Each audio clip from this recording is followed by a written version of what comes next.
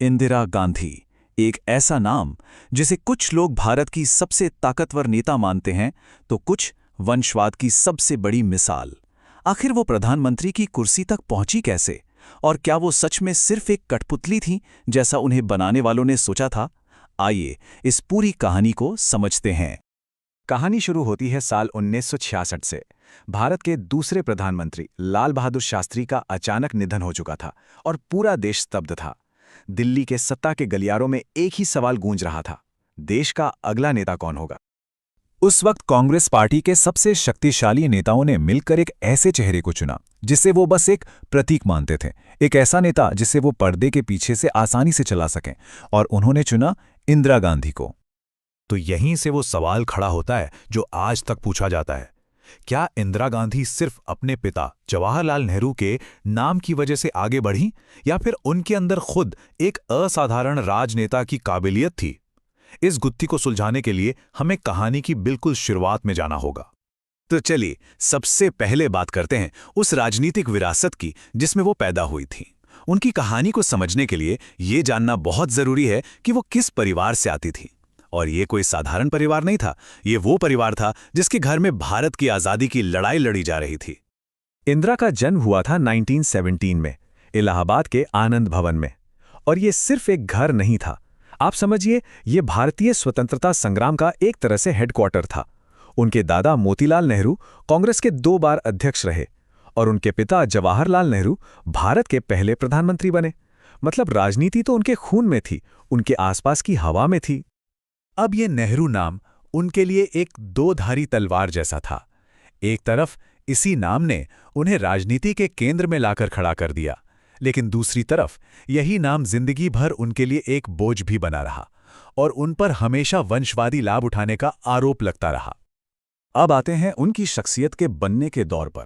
घर में राजनीतिक माहौल तो था, लेकिन इस पूरे शोर के बीच एक बच्ची का बचपन बहुत अकेला गुजरा। और शायद इसी अकेलेपन ने उस शख्सियत को गढ़ा जिसे दुनिया ने बाद में आयरन लेडी के नाम से जाना। सोचिए, एक बच्ची जिसका बचपन आम बच्चों जैसा बिल्कुल नहीं था। माँ कमला नेहरू अक्सर बीमार रहती थीं और पिता जवाहरलाल नेहरू आज़ादी की लड़ाई की वजह से सालों जेल में रहते थे। इस अकेलेपन ने उन्हें अंदर से शांत लेकिन इरादों का बहुत पक्का बना दिया। और इसी दौरान सिर्फ 9 साल की उम्र में उन्होंने बच्चों की एक वानर सेना बनाई जो स्वतंत्रता सेनानियों की मदद करती थी। ये उनके लीडरशिप का पहला संकेत था। लेकिन उनके शुरुआती जीवन का एक पहलू था जिस पर हमेशा सवाल उठाए गए, और वो थी उनकी शिक्षा। कई विश्लेषकों का मानना है कि उनकी पढ़ाई कभी ठीक से पूरी हो ही नहीं पाई। ऐसा नहीं था कि वो पढ़ी लिखी नहीं थीं। उन्होंने भारत, स्विट्जरलैंड, यहाँ तक कि ऑक्सफोर्ड यूनिवर्सिटी में भी पढ़ाई की। शांति निकेतन में तो गुरुदेव रविंद्रनाथ टैगोर ने उन्हें प्रियदर्शिनी नाम दिया था। पर दिक्कत ये थी कि उनकी सेहत और घर के राजनीतिक हालात की वजह से उनकी पढ़ाई बार बार टूटती रही।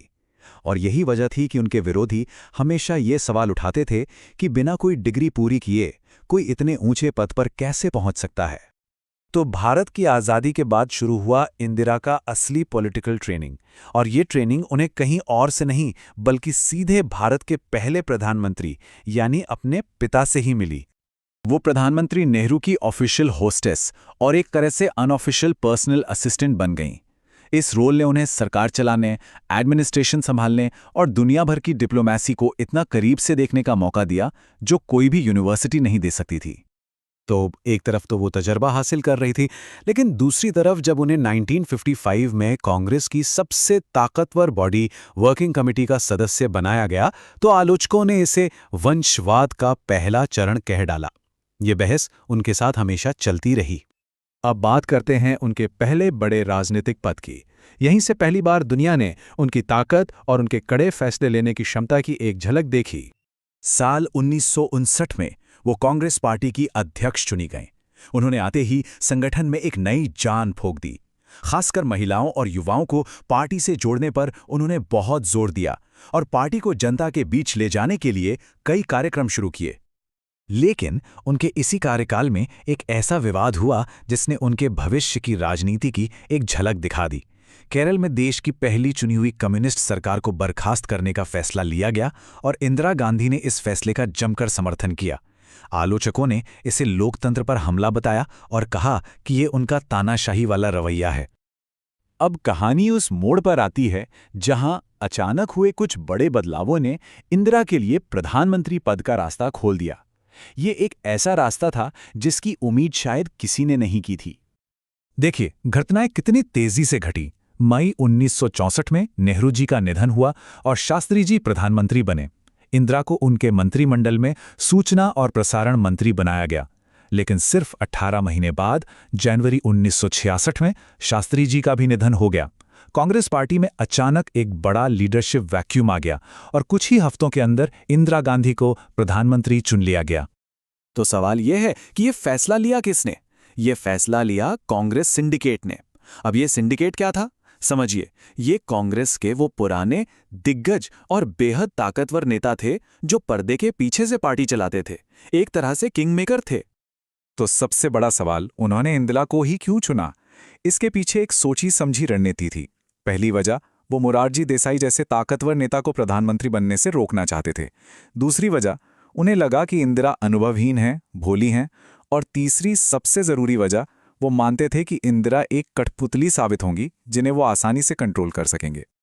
उस दौर के राजनीतिक गलियारों में ये बात आम हो चुकी थी। ये एक आम धारणा थी कि सिंडिकेट ने सिर्फ सत्ता अपने हाथ में रखने के लिए एक कमजोर और कठपुतली प्रधानमंत्री को चुना है। तो जब 1966 में उन्होंने प्रधानमंत्री पद की शपथ ली तो उनकी शख्सियत में ये सारे विरोधाभास मौजूद थे।